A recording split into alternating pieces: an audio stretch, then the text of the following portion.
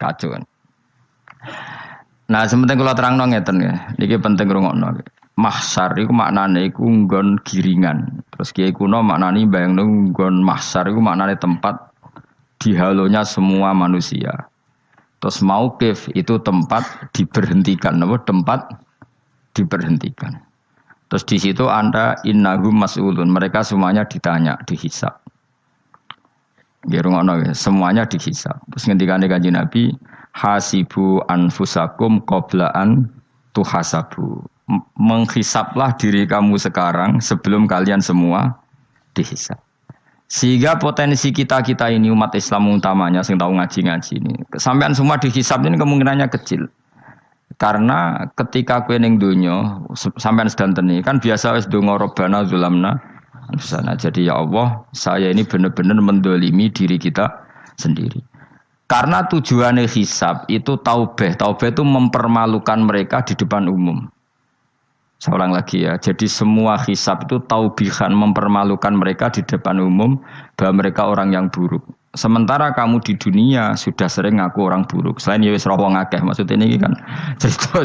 Jadi ki ngakuin apa Rabbana zalamna anfusana. Sehingga ngendikane Kanjeng Nabi sebuti hasibu anfusakum qabla an tuhasabu. Menghisablah diri kamu sendiri sebelum nanti kamu benar-benar dihisab. Sehingga umatnya Rasulullah itu kemungkinan kena hisab itu kecil sekali. Karena tadi sudah terbiasa menghisab dirinya sendiri. Apalagi kita, kata Rasulullah, saya dikasih hadiah yang para nabi sebelum saya enggak dikasih hadiah itu. Apa itu? 5 hal itu. Di antaranya apa? Kata Rasulullah, wa'utitu khawatima suratil Baqarah. Saya dikasih terakhir-terakhirnya surat Baqarah. Di surat Baqarah itu umatnya Nabi dapat bonus dan ini luar biasa. Yaitu ayat Rabbana la tu'akhidna innasina wa akhtana. Ya Allah, jangan hisab kami, jangan beri sanksi kami, jangan azab kami kalau suatu saat kita lupa atau salah. ASP nak kue urung salah, padahal mesti salah. Rai-rai ini gak mesti salah. Wes gawe perjanjian mbek pangeran Gusti. Ndamel perjanjian dong, apa? Setiap saat salah langsung sepuro. Mohon mboten usah istighfar malih, pun niki pun niku. Terus deal, sebagai deal ini. Lah itu ngendikane Kanjeng Nabi senyum-senyum senenge ra karuan. Dan setiap itu dibaca oleh umatku, Allah sudah jawab qala na'am. Jadi Rabbana la tu'akhidna innasina aw akhtana. Terus qala Allah menjawab na'am. Terus Rabbana wa la tahmil alaina isron kama hamaltahu 'alal ladzina min qablina. Nabi Muhammad jawab, Allah menjawab na'am. Sampai terakhir wa'fu anna, Allah jawab na'am. Kemudian para kiai itu punya kiat supaya umatnya itu hafal itu. Terus jadi bahan tahlil itu masalah ya. Faminhum ya faminhum. Sing tahlil ya ora paham, sing kritik ya ora paham. Alhamdulillah itu mesti padha-padha ra kena hisab. Mergo padha-padha ora napa? Paham. Jadi ora ono barokah kaya goblok wis barokah tenan. Mergo sing lakoni ya ora paham, sing kritik ora paham. Jadi kalimat yang di akhir surat Baqarah itu adalah termasuk hadiahnya Rasulullah yang tidak diberikan pada Nabi sebelumnya. Ini apa ini? U'titu khawatima suratil Baqarah. Saya dikasih akhir surat Baqarah. Gini ku setiap doanya umat Nabi Allah jawab napa? Na'am. Jadi ya Allah la tu'akhidna, jangan kasih sanksi kita innasina au akhtana. Allah jawab na'am. Itu satu. Terus kedua, umatnya Nabi itu kalau dosa itu tidak perlu prosedurnya harus istighfar. Banyak amalan yang menjadikan diampuni. Misalnya kafaratul majlis itu lafadznya enggak istighfar. Subhanakallahumma bihamdik misalnya. Dan banyak imatatul adza anit thariq. Misalnya Nabi pernah cerita ada seseorang yang nakal, kemudian gara-gara menyingkirkan duri di jalan yang ganggu orang lewat, kemudian Allah memaafkan. Ada yang dimaafkan karena ngombeni anjing, macam-macam lah. Kemudian ngombeni santri, macam-macam. Sehingga potensi kita dimaafkan itu tinggi sekali karena ada sekian amal yang itu menjadi sebab ridhanya Allah Taala. Malah kalau dalam dunia wali itu ada seorang wali mau ngarang kitab, kemudian tintanya itu diminum lalat, dia membiarkan tinta itu sampai lalatnya sampai kenyang, kemudian gara-gara itu dimaafkan oleh Allah Subhanahu Wa Taala. Banyak sekali. Sehingga potensi kita dimaafkan tinggi. Terus turu dadi orang ngrasani wong enggak macam-macam lah. Iku ya insyaallah di sepuro pangeran. Dadi ana wali mergo kakean apa? Turu. Ditakoki, "Kenapa kowe kok turu wong wali? Mboten siap roh donya, Gusti." Kenapa? Donya wis rusak tok, patok mboten roh Gusti. Lah iku ya mari swarga napa? Ya swargane wong turu ya kira-kira tok. Tapi jadi umat Nabi itu luar biasa. Makanya saya yang heran ya, kalau ada orang alim bikin gerakan terlalu tenanan itu keliru, biasa mawon. Turu ku ya ibadah, wae agar gak zina, gak maling, wae agar gak nglakoni dosa gedhe niku sanggep ae napa? Ibadah. Karena tadi Rabbana la tu'akhidna in nasina wa akhtana. Terus Allah jawab na'am. Sehingga kiai-kiai itu takut orang itu lupa terus dimodifikasi sedemikian rupa jadi wiridan. Tapi alhamdulillah kok banyak yang kritik. Jadi ya biar seimbang no. Seimbang apa alam demokrasi. Jadi kalau lagi kecewa mbek sing kritik mergo insyaallah rapati paham masalah usul ini. Karena satu-satunya cara supaya orang paham itu pancen yo dijak latihan bareng-bareng. Gak ngono wis malah ra paham blas. Ya tapi tadi ya semua itu resiko. Zaman Nabi Sugeng nak ono ibadah sunat dilakoni terus Nabi yo duka, kuwatire dianggap wajib. Tapi nak ora dilakoni blas Nabi yo duka, wong sunat ora tau dilakoni. Jadi sudah alhamdulillah sekarang ono sing ngritik, ono sing setuju biar seimbang no. Wong padha ora pahame wae napa? Padha paham. Padahal makna ayat itu luar biasa. Rabbana la tu'akhidna in nasina wa akhtana. Terus kedua, Rabbana wala tahmil alaina isran kama hamaltahu alal ladina min qablina. Ya Allah, jangan beri beban kami sebagaimana Engkau memberi beban kepada orang sebelum kami. Dulu itu kalau ada orang yang salah, itu harus dibunuh oleh orang yang tidak salah. Liyaqtulal bari'u minkum al-mujrima. Supaya yang tidak salah membunuh yang salah. Sehingga ketika umatnya Nabi Musa menyembah anak sapi, ijel itu, apa kata Allah? Fatubu ila bari'ikum faqtulu anfusakum. Kamu syaratnya tobat harus saling membunuh, yaitu orang yang terbebas dari dosa itu membunuh yang tidak dosa. Masyhur itu. Terus Allah mengirimkan mendung yang pekat, terus gelap. Ketika gelap itu yang al-bari yang enggak dosa mengeksekusi yang dosa. Sekarang kan enggak, paling tangkap KPK. Berarti penjara mulai suka, sisa korupsi akeh. Jadi penak lah pokoknya zaman akhir itu penak. Pemenang saya KPK ini mulai disoal, jadi aman lah. Sebuah sing bener di saja nih ya sing bener ya pangeran. Misalnya rasa KPK lah nak takwa ya rasa korupsi. Kalau KPK dilemahkan nanti yang korupsi marah. Lah masih orang KPK lah nak di pangeran kan ya aman karena korupsi. Iku aneh-aneh wae. Iku wong mukmin kok bakas ngono. Wis penting iku nak kowe wedi pangeran kan ra usah polisi, ra usah KPK wis tetep ra usah dosa wong wedine mbek pangeran. Nah, kecuali ra usah pangeran ateis, lha iku masalah. Ya, tapi kan omongan ini gak populer, padahal bener. Nah, aneh. Jadi karep pemilu ngene, terbebas korupsi nak ono KPK, urip makmur nak ono menteri kemakmuran. Pokoknya kuwabe kuwi mbok gantungno pejabat negara. Mengane tau hitam jeblok, sak jeblok-jebloke. Misalnya rasa sejahtera, sare menteri sosial harusnya gini-gini. Ngono korupsi salah KPK. Ngono ono ra keamanan salah polisi. Senengane nyalahno wong. Gue sekali-kali nganggo tauhid.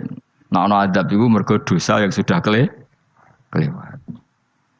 Ya tapi kan gak mungkin ngomong bernegara gitu. Tapi atas nama iman bahasa kita seperti itu. Kalau atas nama bernegara emang kita butuh polisi, butuh tentara, butuh KPK. Tapi atas nama iman ya tadi. Kalau kita diberi sanksi Allah itu rata-rata dari bima qaddamat yadaka itu pasti ada salah yang pernah Anda lakukan.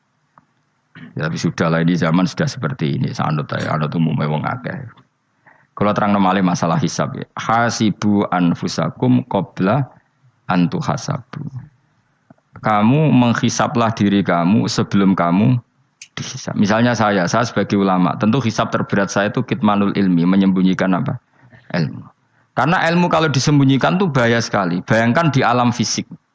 Misalnya ada orang berkebutuhan pada kemaksiatan, terus di situ ditulis bar, karaoke misalnya. Orang bisa ke sana karena ada tulisannya, ada WA-nya, ada alamatnya.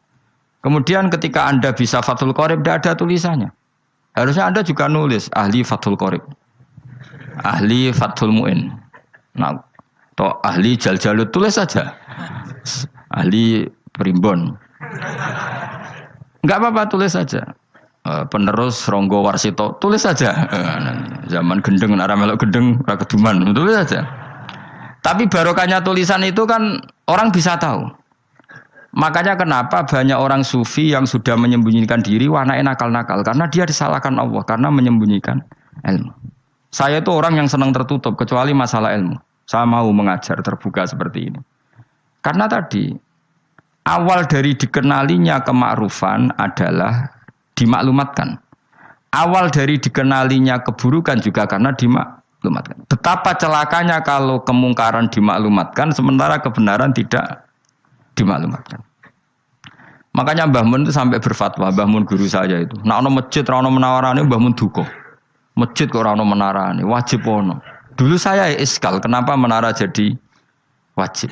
Tapi setelah saya tambah angan-angan, secara fikih jelas tidak wajib.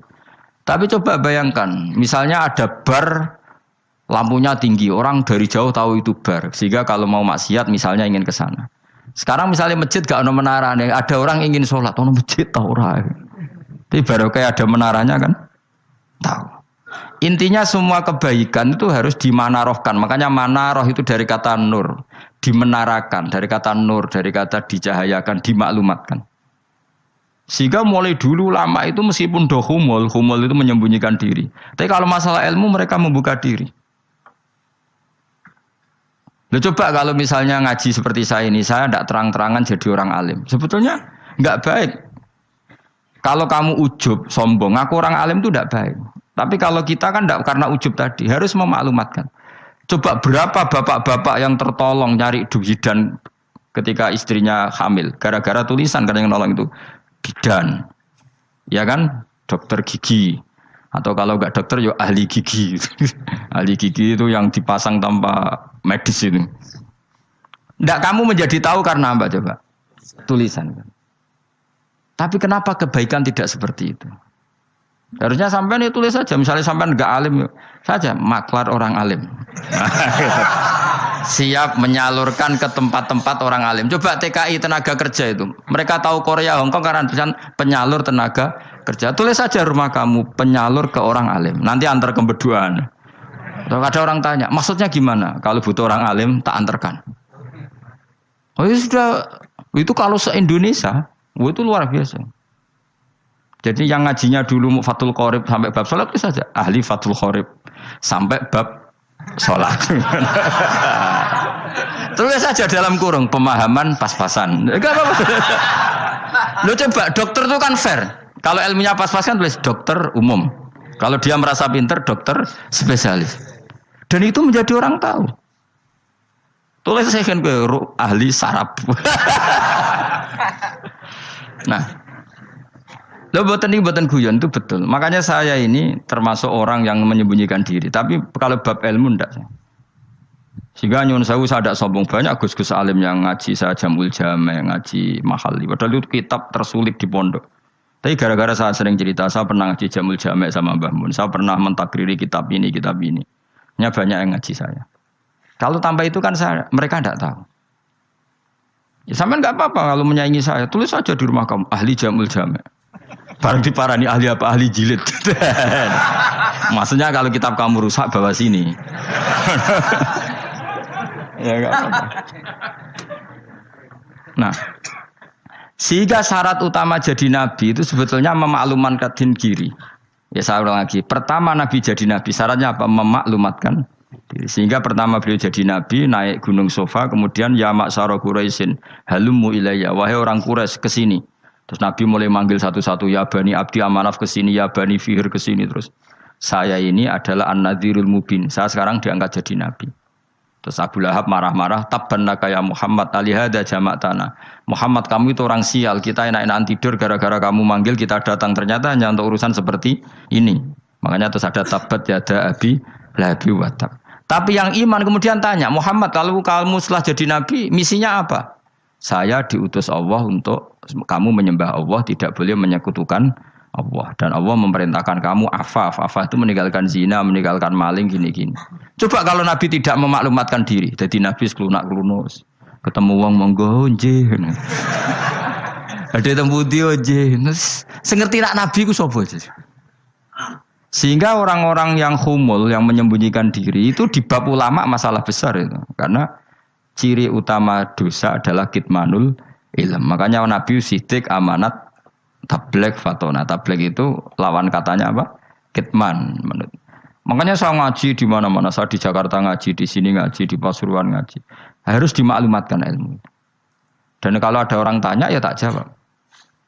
Saya tuh kitab yang paling aneh di pesantren, misalnya yang mulai aneh lah, gak Jamul Jami'. Saya sampai sekarang masih ngajar Jamul Jami'. Kitab yang aneh. Macane lagi roh judulnya pusing. Jamul Jawami', kumpulane pira-pira kumpulan. Dadi ilmu apa ae ana ning kono. Sing gak ana ilmu dukun, mboten enten. Ilmu carane bodoni ya ora ana. Ning kono mau carane mlebu swarga tok. Mulane potensi kula mlebu swarga itu tinggi sekali. Cara sing model piye duwe. Dadi mun. Dadi cara sing model piye duwe. Dadi cukup banyak napa? Cara. Sampeyan nek duwe cara sitok ora mesti, kula nu gak ada cara kathah. Dadi nek dari cara iki mentok, ganti cara iki mentok. Ya terakhir paling gampang itu cara nganggo fadhole pangeran. Iku kena mbok tiru. Pokoke mbok swarga nganggo fadhole pangeran. Masalah utama kita sebetulnya itu. Makanya saya tidak pati cocok sama orang sufi itu. Kebenaran itu harus dimaklumatkan. Sementara orang sufi itu ingin menyembunyikan diri. Itu kalau untuk yang alim itu tidak bagus. Wong kita saja tahu itu dokter atau bidan karena tulisan. Ini bidan, ini dokter. Dan mereka jujur, dokter umum, dokter spesialis. Loh, coba misalnya di kota, kamu tulis saja, penyalur kebaikan. Orang yang ingin mondok, pondok pilihannya ada, Sarang ada, Peloso, Lirboyo. Kalau saya ke sana gimana? Saya kenal Gusnya, tak anter. Wan keren, juga ada penyalur. Kalau orang bisa tersalurkan ke Korea, ke Korut, ke Jepang karena tulisan, kenapa tidak banyak orang tersalur kebaikan karena tulisan? Gue orang mau kelunak orang jelas. Meskipun nanti ditawari orang, mesti dulu sih ahli takrib, mesti wong guyu. Ahli Fathul Qorib sampai bab sholat. Tulis saja jujur, maaf tapi hanya sampai bab sholat. Tulis saja, ada maafnya bareng, maaf tapi sampai bab sholat. Enggak apa-apa. Paling untuk wong sowan, larian modok jenengan 2 tahun. Tapi ini pondoknya mau 3 bulan, mulane ngajine tok bab sholat. Enggak apa-apa. Loh itu dulu memang begitu. Rasulullah zaman Sugeng itu kalau ngajari santrinya itu balighu anni walau ayah, maklumatkan ke kampung kamu meskipun 1 ayat. Banyak sahabat kalau ditanya dia tidak bisa karena ngajinya tidak hatam. Tapi ya terus, gak apa-apa, kok tak soal Abu Bakar, tak soal Umar, ditanyakan yang lebih pintar. Saking tidak pahamnya sahabat itu lucu. Ketika ada ayat Wakulu wasrobu hatta yatabayyana lakumul khaytul abyadu minal khaytil aswad. Itu kalau mau tidur ya benar-benar bawa benang putih sama benang hitam, ditulis, dipasang di pintunya. Jadi kalau makan diinceng lagi, kok masih belum kelihatan, wah masih boleh makan. Terus begitu. Kalau sudah mulai syuruk, mulai padang, wah berarti sudah imsak. Jadi karena makanlah dan minumlah sampai benang hitam terbedakan dari benang putih. Artinya kalau malam kan dulu kan nggak ada listrik, nggak ada lampu, berarti kalau benar-benar masih malam nggak terlihat, berarti masih boleh makan. Nanti terus dilihat gitu. Terus, ya sudah wakafnya di situ. Hatta yatabayyana lakumul khaytul abyadu minal khaytil aswad, wakaf dulu. Terus akhirnya Kanjeng Nabi itu piye kok umatku dadi masangi benang ini. Akhirnya Jibril teko. Ini makanya unik dalam ulumul Quran. Satu-satunya ayat yang diturunkan hanya 1 kata itu ya ayat itu tok. Terus Jibril datang, Muhammad ayatnya itu kurang sitok. Minal fajr. Terus ditambahi minal fajr. Jadi minal fajr itu unik. Ada Jibril jauh-jauh dari langit. Iku mau nurun apa? Minal fajr. Makanya kalau kamu nanti dites, kalau ingin jadi dokter tafsir dites, ada 1 kalimat yang diturunkan jauh-jauh Jibril ke bumi. Apa kalimat itu? Jawab baik, minal fajr. Wis alim gue yakin alim. Memang ikut tak? Masa itu saudara? Ergo gara-gara sahabat itu terus masangi apa? Benang ngincang. Akhirnya minal fajr. Baru mereka tahu maksud fajar maksud apa? Benang hitam artinya malam, benang putih artinya fajar sodik sudah menyingsing. Semenjak itu sudah ada benang-benangan karena jadi orang-orang ngono maksudnya iki cek kurang sithik terus turun apa? Minal fajar ya. Jadi nanti kalau sampai latihan tes jadi dokter apa? Tafsir. Ayat mana yang diturunkan hanya satu kalimat atau satu kata jawab apa? Minal fajar. Itu lolos langsung dokter. Pun pinter. Ya pinter ngerpek maksudnya orang diganda. Lah nanti hubungan kita dengan Allah ya seperti itu. Sejauh mana kita memaklumatkan Allah. Sejauh mana kita mengkampanyakan Allah. Saya berkali-kali bilang, saya kemarin kan di Korea, itu sebetulnya saya yakin hanya doa saya. Saya sering berdoa, ya Allah, Engkau dipuji di langit dan di bumi. Lalu kalau di bumi ateis, itu caranya kayak apa? Dulu saya itu terobati karena Uni Soviet setelah persemakmuran banyak menjadi negara Islam. Berarti itu bukti bahwa Allah pun dipuji di bumi Uni Soviet. Lalu yang kayak Korea kayak apa? Ternyata betul Koreanya tetap ateis, tapi gara-gara diserbu wong Indonesia. 49.000 wong Indonesia ning Korea Selatan. Iku mbok gawe sing salat separo, iku cek piro? 24, kira-kira ya selawe digawe 20.000. Wis 20.000 salat kabeh, tahlilan kabeh surwame. Lah kok sing ngritik tahlil muni sunah Rasul tok surwame. Pokoke rame lah walhasil. Itu tahlilan wah itu enggak ada hadisnya. Gak apa-apa sing penting muni hadis sing sitok tahlil muni hadis ya ibadah, tahlil ya ibadah. Mbok lah soal kok bener ding totalan guri, sementing rame, maksudnya sementing rame ngomong visi Islam. Itu Islam tahlil, situ Islam sunnah Rasul gak masalah. Wong ape yakin bener saiki ya ora ono klarifikasi. Tapi sementing kan kabeh ngomong tentang Islam. Artinya gini, Allah punya cara untuk supaya bumi Korea itu ada yang bertasbih bersujud. Mil'us samawati wa mil'ul. Allah tidak kurang cara. Golek wong kedonyan ditawarik ke sana demi uang. Bareng wis ning kono dielingno pangeran. Segawe masjid, kontrak masjid macam-macam lah. Masjid kontrakan ning Korea. Nang kene ra ono masjid. Pusing. Saya pernah ngisi di satu masjid itu gambare pintu gerbangnya bukan salib kan. Ternyata tingkat 1 itu gereja, tingkat 2 bar, tingkat 3 masjid. Kadang ya kebalikan masjid, bar, gereja. Satu gedung. Jadi malaikat saya tidak tahu lewatnya gimana itu. Nggak tahu itu cara lewat gimana. Karena malaikat bagian rahmat itu nggak bisa dia lewat salib.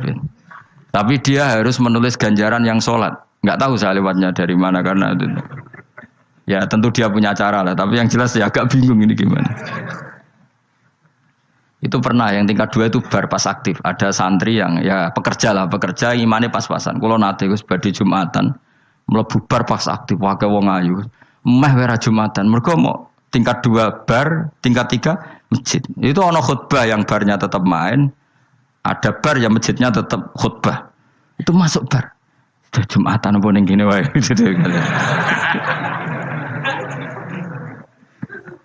Akhirnya ya di situ beberapa menit terus ada komat Jumatan. Dosa ta Gus ngene. Ya aku muni. Ya segelem Jumatan ku apik. Wong wedi dilakoni kok takok dosa ta Gus. Oh raimu kadung lakoni kok takok. Artinya gini, Allah punya cara untuk menyebarkan Islam di Korea. Sama seperti Allah punya cara untuk menyebarkan Islam apa? Di Indonesia. Dulu orang Gujarat, Punjab, ya sejarah ini menurut saya ya tetap sebagiannya benar. Meskipun tidak seluruhnya benarnya sejarah Islam masuk Indonesia rata-rata orang kan menulis pedagang Gujarat, India ke Indonesia dagang karena mereka mukmin akhirnya juga menyebarkan apa? Islam. Itu jelas nyata. Meskipun tidak semuanya seperti itu karena ada yang dibawa Yusuf Baros itu yang muridnya Sayyidina Ali itu. Terus juga ada yang dibawa beberapa habaib dari Yaman langsung ke Indonesia. Kayak yang di daerah Tuban itu kan langsung habib-habib dari Samarkand langsung ke mana? Tuban. Makanya saya bilang sejarah itu semuanya benar. Karena memang variasi masuknya Islam di Indonesia itu banyak. Jadi itu enggak masalah. Sampai niru sing kedunyan mawon sing luwih gampang napa? Lho nggih to, kayak Jakarta itu kan kota kayak gitu. Baru kayak wong kedunyan orang ke Jakarta semua. Gara-gara tahu mondok pedutan tadi ahli Fathul Qorib tadi yang sampai bab sholat Terus bikin masjid. Iku coba takoki faraid terang ora iso. Pemene takoki muamalah terang ora iso, tapi nak trimo carane salat sing batal apa ngentut roh. Aduh. Ilmune roh nang nganti bab iku jek roh. Sing batal salat apa jek roh ngentut nyekel wong wedok jek roh. Tapi mbok aja takoki sing detail apa? Detail. Cara mengenali kiblat dengan hisab ya marosdil kiblat wis ora iso. Atok nganggo komputer delok. Nganggo jam nganggo kompas. Padahal ana ilmune ya marosdil apa? Kiblat. Di bulan tertentu, hari tertentu itu nanti matahari tepat di atas Ka'bah. Serang arah iso, nak ngono-ngono niku serang arah iso. Ya saya ulang lagi ya. Jadi kesalahan kita adalah kebenaran itu kita sembunyikan. Padahal awal dikenalnya Islam itu lewat i'lam. Fasda bima tu'maru. Kebenaran harus dimaklumat. Tapi problemnya Islam Indonesia tuh kadang humul tuh bangga. Enggak dikenal orang itu bangga gini. Oke lah, kalau yang enggak, saya sendiri ya suka humul. Sampai sekarang saya suka humul. Saya sampai sekarang enggak suka tamu. Bukan karena benci tamu, ribet. Maksud saya kalau sowan kiai ya ngaji saja, ora usah sowan. Oh ribet. Ya lucu kan, seneng Gus Bak jare wong alim. Terus senenge mau sowan tok ngaji ra gelem iku piye karepe? Wong kok aneh. Iku berarti kalau karo kowe seneng dokter, konsultasi obat ra gelem tapi ngajak jagongan. Dok, jenengan tiyang pundi? Jenengan manggen dalam mriki mulai tahun pinten? Lah ya kowe takok dokter kemalan. Mestine kowe takok laram apa, obate apa kok malah kenalan. Pindah Jogja tahun pinten, Dok? Dan jenengan kawin mriki tahun pinten? Lah wong jare Gus Bae wong alim kok sowan ngono. Jenengan kelahiran tahun pinten, Gus? Zaman dinosaurus.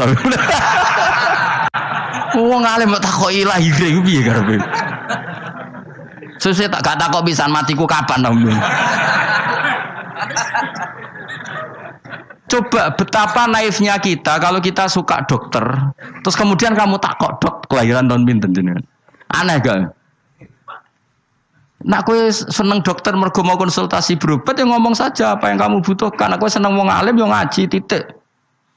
Ayo kowe misalnya seneng artis, delok konser artisnya takok kelahiran tahun piro. Gak penting artis ayu buat delok seneng, wis sudah gitu aja. Orang wong alim yo ngono ngaji seneng. Ini kadang wong Jawa lucu, seneng wong alim sowan terus takok-takok. Mana iku dudu obat ngono, yakin. Maksudnya bu sing profesional maksudnya sing rontok bener sithik lah dadi wong. Aja bener nemen-nemen gak mungkin wis pokoke bener sithik-sithik. Makanya kemarin ngaji apa Nasaihul Ibad kan gitu. Mujalah satu ulama artinya apa? Fi majlisil ilm ketika ngaji. Ora kok mujalah satu ulama utawa sowan matekno wong ning tejo. Duh. Kula termasuk kiai yang kampanye ini. Kula termasuk kiai terkenal tapi sing tamu kula rapati kathah. Kuwi aja akeh masyaallah tenan. Duh. Muga-muga rodok tobat sithik-sithik maksudnya. Maksudnya ya sudah lah.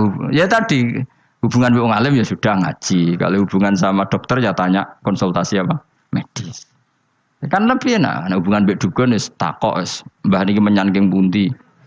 Kok jenengan dermemel nglafadzno apa sing kalimate sing jelas kan apa nak dermemel mandi nak jelas kok ora mandi ku piye. Takono. Aku ya guru pun mbek dukun. Wong kalimate ra jelas kok mandi. Nak jelas gak mandi. Kalau nak jelas kita bodoh ini. Ayo gumen mantra itu. Mesti kak. Wah rungokno tenanan kalimatnya terus jelas. Dukun-dukun dulu. Kok mandi? Nak jelas malah mandi. Mandinya tenan bora yoraro. Ya saya ulang lagi ya. Jadi sebab itu di Quran sering ada kata i'lamu, kenalilah, ketahuilah. Jadi awal dari agama ini adalah harus tahu. Maka menyangkut harus tahu ini lalu Allah bikin media. Media itu apa saja. Tapi lalu kita bisa berdebat tentang media. Itu yang kita tidak tahu nanti hisabnya di depan Allah Subhanahu wa taala. Saya sampai sekarang itu enggak tahu, enggak pernah bilang halal, enggak pernah bilang haram. Misalnya gini ya buat ini dengerin ya. Di Korea ini sering teman-teman cerita. Ada beberapa majikan yang baik sama umat Islam, yang pekerja-pekerja muslim. Itu kalau dipamiti sholat kan. Pak majikan saya mau sholat. Sholat itu apa? Mereka bilang dengan bahasa analogi di Korea. Pokoknya sholat itu sembahyang. Ketika sholat itu ditanya sama orang Korea. Loh kamu itu sembahyang kok tidak ada patungnya? Karena pengetahuan mereka yang namanya sembahyang itu ada patungnya. Ada yang baik, apa sekalian tak belikin patung? Jadi wong Islam pas sholat tuh didelok ngarepe dhuwure kok gak ono patung. Ono sing ape sujud tuh digambarno salib. Mergo dekne denger-denger kalau karena tidak tahu Islam itu apa. Sementing ada personifikasi Tuhan. Ada lagi ini yang agak ngeri. Ada pegawai Garuda karena dia agak terpelajar waktu sholat dia sholat sama krunya di mall. Itu langsung security mall nelpon polisi. Ini ada ritual teroris kata. Jadi sholat itu udah mukadimah sebelum ngebom. Jadi ritual. Pertanyaannya adalah karena mereka tidak pernah ngerti sholat itu kayak apa. Dan kadang-kadang orang ngerti bahwa sholat itu adalah ritual umat Islam itu lewat media. Media itu bisa berita, bisa dokumenter, bisa apa saja. Kita tidak pernah tahu cara Allah mengertikan. Seperti kita tidak pernah tahu madzhab Mu'tazilah, tahunya itu dari kitab-kitab ahli sunnah wal jamaah. Coba kita semua misalnya tahu madzhab yang aneh, Mu'tazilah, Jabariyah, Qadariyah, itu dari kitab mereka apa dari kitab ahli sunnah? Dari kitab ahli sunnah. Maka bisa saja informasi keburukan itu dari orang baik dan informasi kebaikan dari orang buruk. Kita tidak pernah tahu. Karena ini yang bisa ngelola hanya Allah Subhanahu wa taala, tidak bisa, kita tidak bisa, hanya Allah yang bisa. Maka perdebatan Ahmad bin Hambal dengan Haris Al-Muhasibi itu seperti itu. Misalnya gini, tak kiri contoh. Haris Al-Muhasibi itu orang alim allamah, dia ahli sunnah mandat, pokoknya ahli sunnah sekali. Dia mau ngarang kitab tentang dia menentang Mu'tazilah, menentang Qadariyah, menentang Syiah.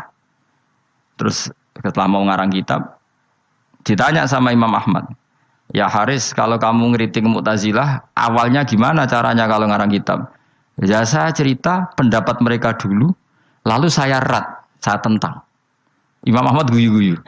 Bukankah setelah kamu cerita madzhab mereka plus argumentasi mereka, jangan-jangan pembacanya sudah tertarik. Pas kamu nentang, kamu sudah dianggap gawe-gawe. Karena kadung tertarik. Saya kita contoh wae, misalnya gini, kowe sekarang rasa bareng dadi wong soleh biasa wae. Aku ana gambar wong wedok montok tak tulis, hindari ini. Kira-kira dia maca hindari apa gambare? Enggak jawab ya, kira-kira lho. Sing mbok nikmati kata hindari apa? Sing mbok eling-eling kalimat hindari apa gambare? Kira-kira. Padahal tulisannya apa? Hindari bahaya ini. Bahaya ndi terus didelok. Terus sing dieling-eling ora hindarine tapi sama. Pendapat Mu'tazilah itu ada yang menarik. Misalnya gini, menurut Mu'tazilah, seseorang masuk neraka ya karena amalnya, masuk surga ya karena amalnya. Apa artinya kalau masuk surga karena fadl Allah? Lalu gunanya amal apa? Mungkin pembaca kan tuh, wah ini proporsional ini. Gak ada ahli sunnah, jadi bus warga mereka fadl pangeran. Kok enak? Lalu gunanya amal apa? Padahal dia tahu pendapat Mu'tazilah itu dari kitab itu, kitabnya orang ahli sunnah. Gak pernah tahu kita. Ya saya ulang lagi. Itu kan ibarat kayak KUHP. Kamu baca KUHP draft, terus kamu cocok. Kamu mesti nyalahkan yang demo. Atau baca buku selebaran orang demo, kan terserah kamu. Kamu kan punya akal, kan tetap milih. Tetap milih. Problemnya kata Imam Ahmad itu, ketika kamu menceritakan pendapat Mu'tazilah, bisa-bisa orang itu kadung tertarik. Ketika mulai kamu tentang, orang itu gak tertarik sama penentangan kamu. Berarti kamu ikut menyebarkan Mu'tazilah. Sama seperti tadi, gambar perempuan yang agak jorok tadi, sebetulnya tak tulisi kata hindari. Padahal Ruhin gak tahu, eling wong wedok gara-gara tak kei gambar hindari bahaya ini malah jadi eling. Orang eling tulisannya eling. Nah hakikat saya ini penyebar kata hindari apa penyebar gambar itu? Coba. Lalu status saya ini pengedar gambar itu apa pengedar kata hindari? Iya yang mengedarkan kata hindari tapi yang mengedarkan. Nah sama sekarang pertanyaannya, kalau kamu ngarang kitab anti Mu'tazilah itu sebenarnya pengedar mazhab Mu'tazilah apa penentang? Ya pengedar juga karena umat tahu dari kitab kamu. Dong toh. Lah ya mulane ku dadi perdebatan, mergo kaya iya kaya ora.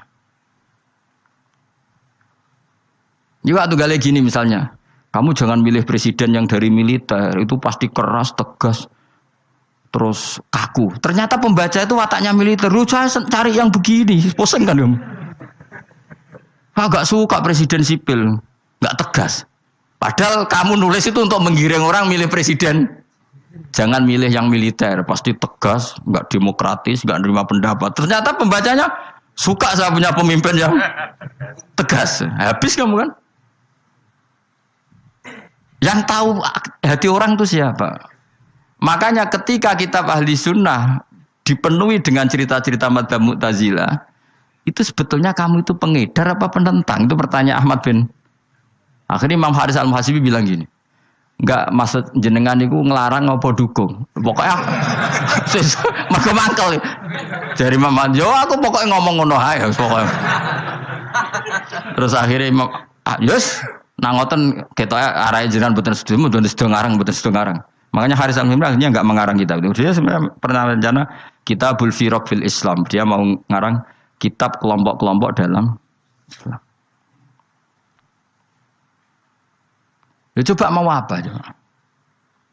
Misalnya kamu bela tahlil, nasibnya juga seperti itu. Hujahnya tahlil, ini gini.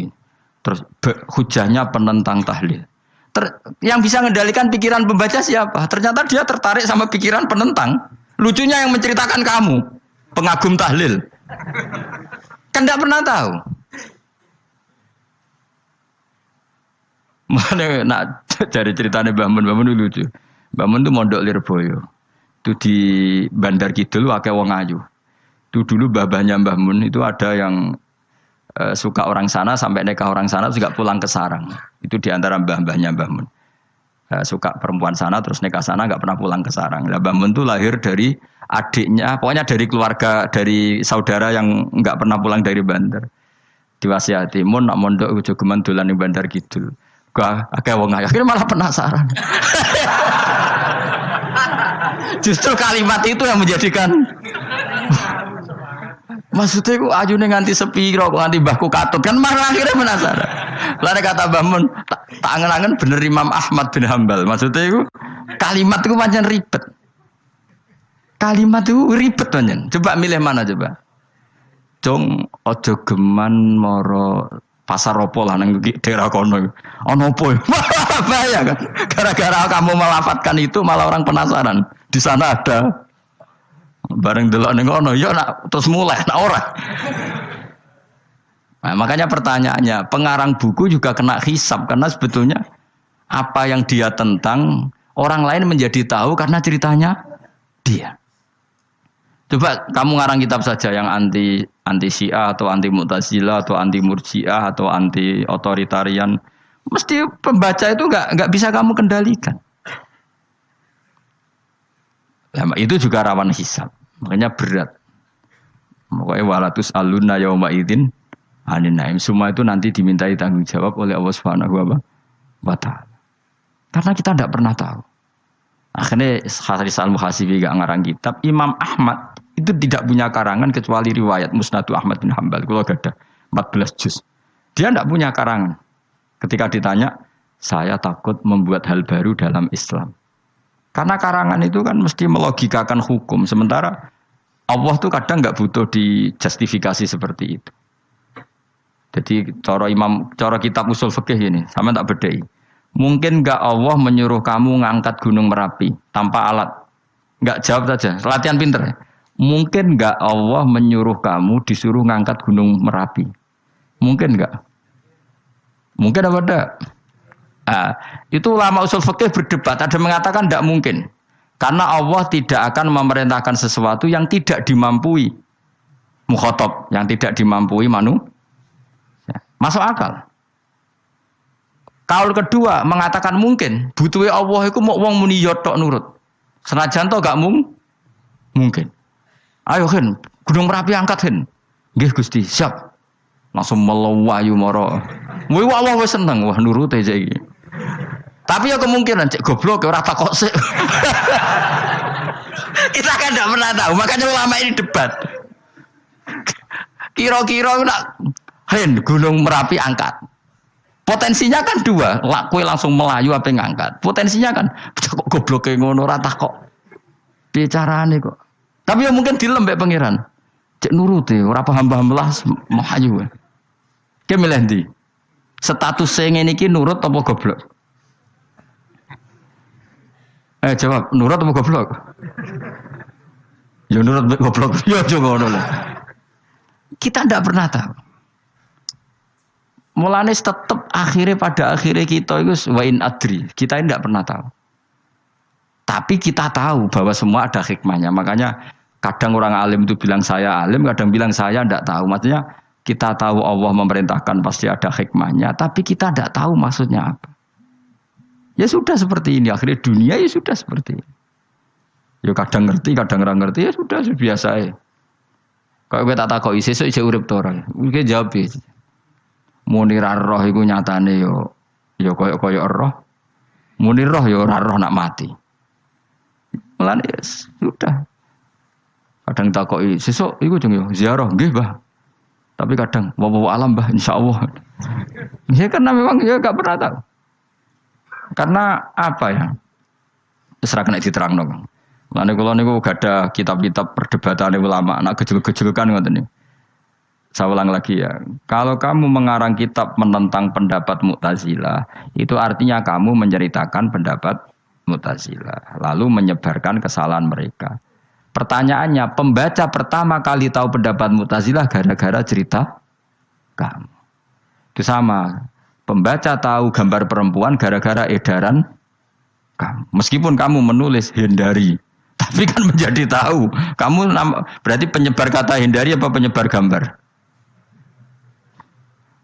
Apa penyebar kata hindari?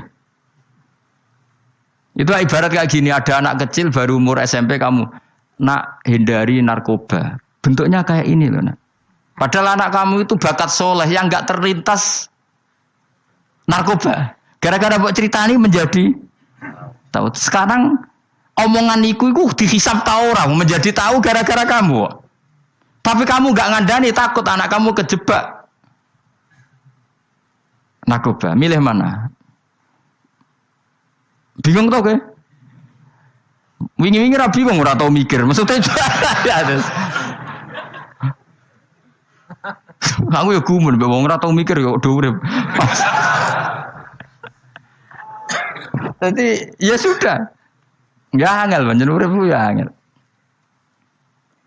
Mulane ngaji, mulane ngaji minal fajr. Minal fajr. Itu satu-satunya ayat sing turun mok sak kalimat. Dadi ora sak ayat mok sak kalimat, sak kata kalau dalam bahasa Indonesia. Mun kula terusno. Oh, masalah yamin iki kula terangno. Yamin niku maknane arah kanan. Arah kanan maknane arah yang dikira benar. Jadi orang Arab bilang kalau sesuatu benar itu disebut kanan. Mulane ashabul yamin, tapi kalau orang salah disebut ashabus simal. Jadi sebetulnya itu bahasa-bahasa, ya memang bahasa Arab seperti itu. Partai kanan berarti benar, kalau partai kiri salah. Tapi sekarang katanya ada wasatiyah, tengah-tengah. Ya saya malah bingung tengah ning ndi. Tapi nah istilah Quran itu jelas ada yamin, ada simal. Tapi kalau wasat itu bahasa sosial, tapi ya sah, bahasa itu juga sah. Wong napa sebut ini ummatan wasatol litakunu syuhada napa wa kadzalika ja'alnakum ummatan wasatol. Mun kula terusno, jadi arah kanan itu maknanya apa? Arah yang benar. Makanya disebut ashabul yamin. Kalau salah disebut ashabus simal. Innakum ladzaikul adzabil alim. Innakum satamne sira kabeh. Fihi tetep dawuh, fihi ku tetep ing dalem dawuh innakum. Iltifatun te ono iltifat. Iltifat iku ngerubah redaksi. Mau kan tentang hum itu dhamir ghaib, tapi sekarang jadi dhamir mukhatab. Ladzaikul adzabil alim. Yektine wong kang bakal nyeksani, bakal ngrasakno siksa sing pedih.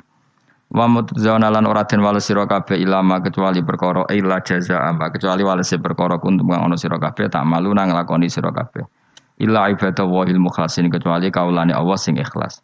Jadi semua orang itu akan kena siksa kecuali kaulane Allah sing napa Ikhlas wis ikhlas pokoke enak-enak ibadah ikhlas mun nang ngandel kula ibadah paling nyaman ikhlas. Mulang ya mulang ae mergo perintah Allah. Cek murid temroh hae guru cek ora ban sak karep-karepe pokoke mulang ya mulang ae. At sekolah nih pokoke mulang-mulang ae. Cek kira hakku ora urusan pokoke mulang wis. Golek ridane Allah ben sebene akhirat ra kakean hisab ribet mikir manusa ribet. Pemane mikir hak-hakmu ribet. Turuti ora tau war, seripet kabeh. Ben ngono dunya ben ngono. Nek dhewe mesti dianggep urip sedina-sedina. Sing ngomong bayangno urip suwi kuwi sapa? Wa amali akhiratika ka annaka tamutu khotan. Lan kula nek di 200.000 tak anggap wage. Urip nganti sesuk dhuwit 200.000 cak aki. Lah kowe bayangno dhuwit akeh bayangno urip nganti 20 tahun. Sing ngomong bayangno ngono iku ya sapa? Jelas Nabi dawuh wa amali akhiratika ka annaka tamutu khotan. Kamu ngamal untuk akhirat seakan-akan mati be. Jadi misalnya aku digedingi wong sak menaki, digedingi mau sewengi enteng sesuk wis mati wae. Jebule cek urip. Ya enggak bae cek sesuk. Kan mau sedina-sedina ngitunge apa? Mulane anggere ana panitia ngundang aku pengajian pusing. Aja mbok undang saiki aku mari bingung. Pokoke nek sesuk acara bengi aku kandhani. Mboten Gus ben ana kepastian. Kepastian mbahmu ora melok duwe donya men kepastian namanya. Wong ora tau ngaji tauhid to namanya. Pas, ya coba 2 bulan lagi disuruh bilang iya, ben ana pekepas. Sing iso ngatur donya sapa? Akhirnya, tapi ini ben ana kepastian mbahmu manusa sing iso nontonno sapa? Pokoke nek acarane Senin, aku kandhani malam Senin, aku ana ya iso wae lunga. Gampang kan? Tapi kan jantungan. Akhirnya golek kiai serep. Alhamdulillah ra sido. Kados kula ngaji teng mriki wis pokoke umume iku akhir bulan wis ngono tok santai wis. Ya biasa wae. Ya pokoke urip ku anggap ae sedina wa amal li akhiratika ka annaka tamutu. Dan dari misalnya damuk bojo ya ndang sedina. Sesuk wis mati ya. Boleh sesuk aja urip diwamuk meneh. Paling sedina wae. Wis sedina mati yes. Enggak suwe-suwe ra aman napa? Aman. Aman. Wani urip ngono. Jadi daftar wali, tau diwarai ngono ora. Ikhlas ki ngoten carane ki salat ben nyaman. Ngendikane Rasulullah, "Sholli ka annaka sholatu muwaddi'in." Kowe nek pengen salat ikhlas, anggap bae iku salat sing terakhir dan kenangan terbaik kamu di dunia adalah tahu salat, tahu sujud. Juga salat tuh happy. Ya Allah ini sujud saat terakhir, ini rukuk saat terakhir. Seneng dadi salat. Salat ke ora. Sewante engko salat meneh. Sewante akhirnya awur-awuran. Lan kira dadi wali-wali aku. Krasa Kang, nek dadi wali ku ono ambune. Kita ora ono ambune semboyo. Maksudnya aku ora usah wali-wali papan atas, sing ringan-ringan ae, sementing ku bener. Jadi syarat wali wa amal li akhiratika ka annaka tamutu dan beramallah untuk akhirat kamu seakan-akan kamu mati. Bisa. Jadi misalnya diutang, tapi sahur jangan utang sahur ngawur sembrono. Contohnya aja utang, ojo nak utang bahaya. Enak kan? Jadi kayak di masalah berat ya enteng. Wong urip mau napa? Sedina. Apa meneh nak kowe luwih wali meneh, ora nganti sesuk malah. Setiap saat aku iso mati. Berarti nak di masalah kan lep sedilu. Cuma masalah kowe permanen, bar mati tambah neraka. Lha kok aja sampe. Malah selawase lawas. Mulane masalah ning donya tok, ora usah sampe tok akhirat. Ojo. Nah, gue kan repot ngajajai gue. Seakan-akan mati besok. Pertanyaannya apa setelah mati gak ada masalah? Ternyata tambah banyak masalah. Sebenarnya sementing ikhlas semua. Wa illa ibadah wahil mukhlasin. Jadi kalian semua pasti merasakan siksa dan akan dibalas kecuali mereka sing ikhlas. Mesti ikhlas itu aman. Ila ibadah wa'il mukhlasin kecuali kawulane Allah sing napa Sawma ja'alna minal mukhlisin ya mungkin kula jenengan sedanten termasuk tiyang sing napa ikhlas. Pokoke dilatih, nek dilatih dipaksa, pokoke luwateh paksa. Nggih Gus pokoke paksa. Paksa supaya sampean ikhlas. Ya wae misale kowe ngandalo pejabat ya mati. Nak mati ora kuat, sing kuat namung Allah Subhanahu wa ta'ala. Jadi sehingga terlatih. Nah, bagaimana mungkin saya bisa hidup tanpa komunitas nasional, Ya kamu yakini aja komunitas itu bisa saja mati atau benci kamu atau perubahan sistem. Ya kayak dhisik misalnya wong duwe wartel iku koyo sugih toko wartel. Bareng ono HP gitu tuntas. Dulu misalnya wong duwe telepon rumah itu koyo sugih ono HP ya tuntas. Jadi perubahan-perubahan ini menjadikan kita tidak percaya terhadap dunia ini. Mesti ora iktimat, ora tetanggenan mbek dunia ini. Yang enggak pernah berubah hanya Allah Subhanahu wa taala. Misalnya ngono, kowe sayang anak, iso wae anakmu sampean gedeng kowe aja katut bojo. Kowe sayang tangga iso wae gedeng kowe. Utawa ana perubahan sistem sing dadekno kowe ra urip ning kono, misale kowe ndonga muga-muga disenengi wong bidukan, sebele kowe ditakdir urip di daerah lah. Enggak pernah tahu. Sing mesti abadi namung Allah Subhanahu wa taala. Semulane illa ibadah wahil mukhlasin. Kecuali kaula-kaulane Allah sing mengikhlaskan amal hanya krana Allah Subhanahu wa taala. Ail mukminina tegese pira-pira mukmin. Utai dawe iki istisna mungkotion kang terputus. Dzikra jazaohum. Utawa ngene, dzikru jazaihim utawi nutur piwalese para al-mukhlisin fi qouli ta'ala ulaika lahum rizqum ma'lum. Ulaika te mungkon-mungkon sing ikhlas lahum tetep kedhe ulaika fil jannah rizqun utawi rezeki maklumun kang wis ditentokno bukrotan ing dalam wektu esuk wa asyan wektu sore. Rupane rezeki apa fawakihu iku pira-pira buah-buahan badalun